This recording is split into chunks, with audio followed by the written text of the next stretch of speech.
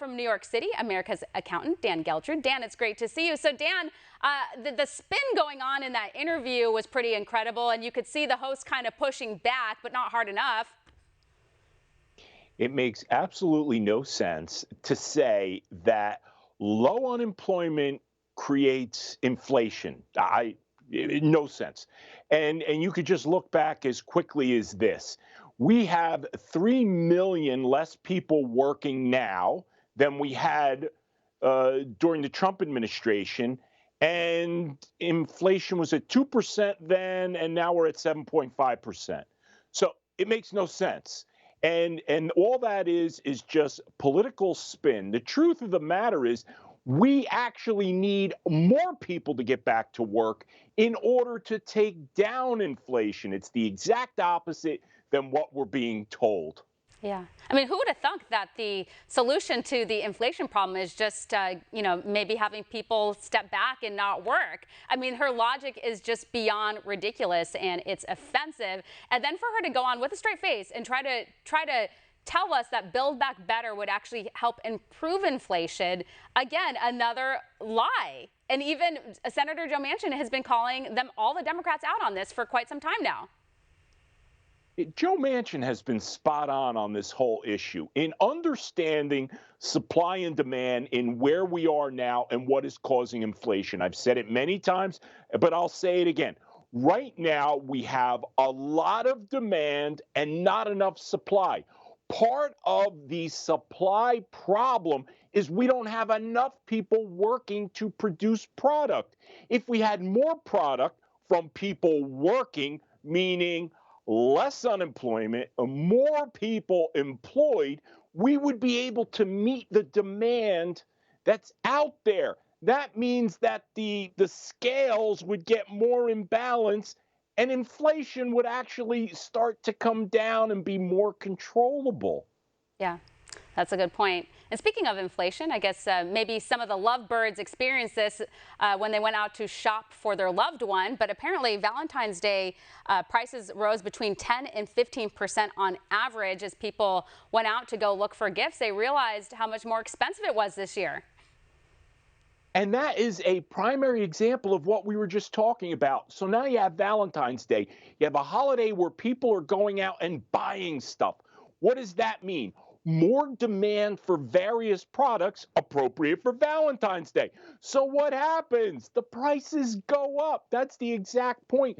There's not enough supply. So I'm sorry to all those lovers out there that this holiday cost you more than usual, but I'm sure for love, you're willing to spend whatever it takes. Yeah, I saw some funny meme being shared over the weekend. It was like, buy your loved one something really expensive. And it's a woman who's like totally flattered as her loved one gives her a container of gasoline.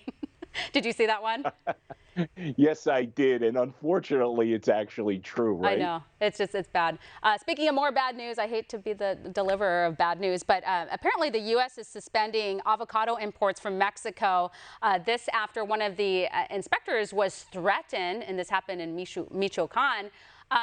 Avocados in my area are already pretty expensive. I live in California. You know, at my grocery store, for one avocado, it's $4. I'm not kidding, $4 for an avocado. So I'm wondering how disruptive this will be for those who are expecting avocado shipments and might not be getting them.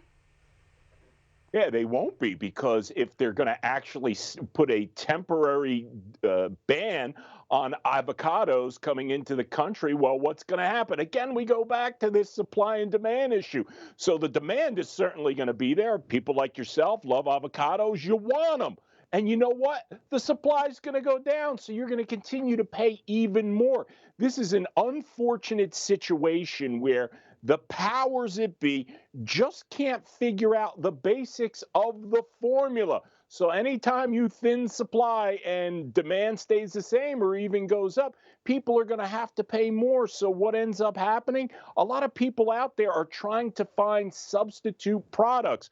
Now, I don't know what the substitute product may be for an avocado, but I'm sure that there's something out there that has more supply, and therefore you could try to spend less. Dan, let's be real. There's no substitute for avocados. I mean, what are you gonna use in place of guacamole? I think they make like a powdered one, which is pretty sickening. So this is pretty bad. But there's more to this story, by the way. So Mexico's avocado export industry, they say, has fallen to the drug cartels. There's been like a battle. This is like not a new story. It's been going on for some time, and they've been extorting the avocado growers and threatening families. They've threatened to kidnap family members. I mean, this is really a terrible situation for the farmers out there because they're kind of like stuck between a rock and a hard place. There's really not much they can do. Yeah, I mean, it's dangerous business to start taking on these drug cartels, right? Because we know they're ruthless. So if they are taking over this industry, then we hate to look at this and say, as you were saying, there is no substitute for this product. And if we're going to try to combat that drug cartels are taking over this industry, unfortunately, a lot of people are going to get hurt, particularly these farmers who are really just innocent bystanders. They're bystanders to what they're producing, right? They're farmers, they produce avocados, and now they have drug cartels leaning on them. And then the United States turns around and says, you know what? We're not going to accept any more importing. Yeah. It's a bad situation. It's just terrible. So there's no substitute, but we could go back to life before avocados, before they were popular here in the U.S. So something to consider. Well, Dan, we're going to leave it here. Thank you so much. Thanks, Steph. Of course. Coming up next.